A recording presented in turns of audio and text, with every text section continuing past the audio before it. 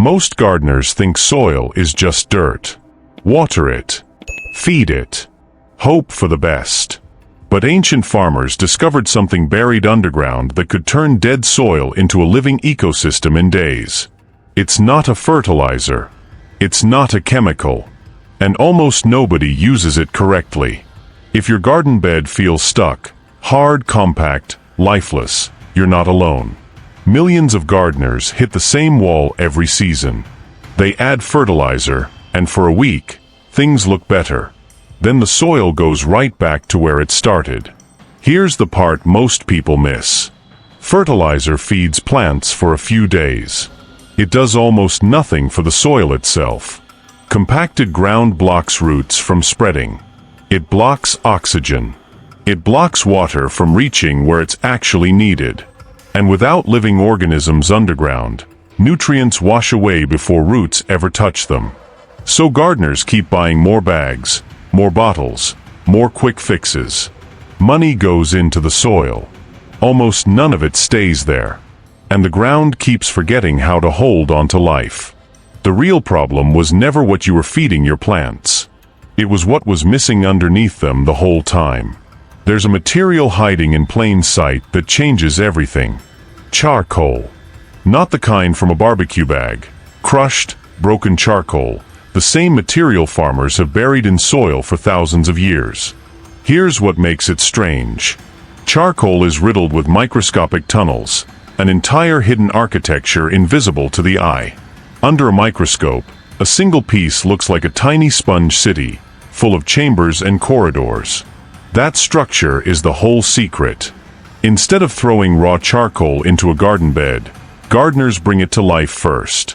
It starts with crushing it into small pieces, not powder, just small enough to open up surface area. Then it goes into a bucket of water. But not any water. Chlorinated tap water can kill the very organisms you're trying to grow, so rainwater or dechlorinated water works best. Next comes the ingredient that changes everything: compost or aged manure. Compost isn't just organic material. It's packed with billions of living microbes, quietly multiplying, quietly breaking things down. When it's mixed with the charcoal and left to sit, those microbes don't just float around. They move in. They find the tunnels inside the charcoal and settle there, like tiny tenants moving into a new building. Give it about a week, and something invisible but incredible happens.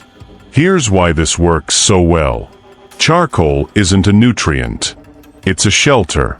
Most organic material in soil breaks down and disappears within a season.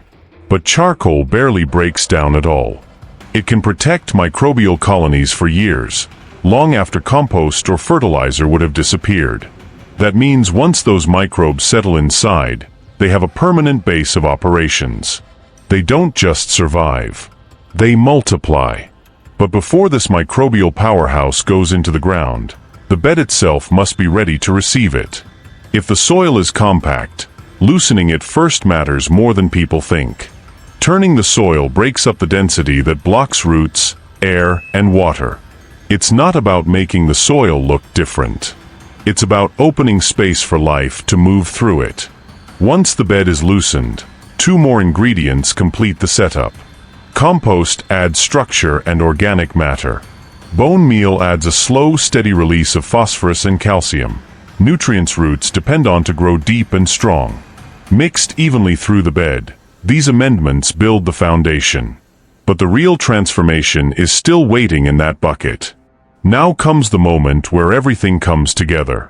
The charcoal, alive with a week's worth of multiplying microbes, gets mixed one final time and spread evenly across the prepared bed.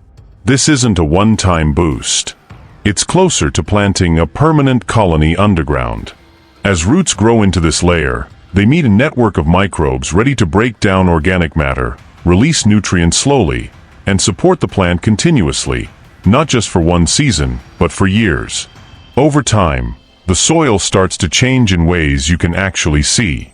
It holds moisture longer. It crumbles instead of cracking. Earthworms and beneficial fungi start showing up on their own, drawn to an environment that finally supports life instead of resisting it. What started as compacted, lifeless ground becomes something closer to a living organism, quietly working beneath every plant you grow. And here's the part most people don't realize until much later.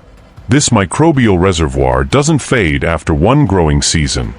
Each year, as more organic matter breaks down, the charcoal keeps sheltering new generations of microbes, making the soil richer instead of poorer over time. Some gardeners who've used this method for years say their beds keep improving season after season, almost like the ground is remembering how to take care of itself. Which raises a bigger question. If soil can be brought back to life this way, what else have we been doing wrong underground this whole time?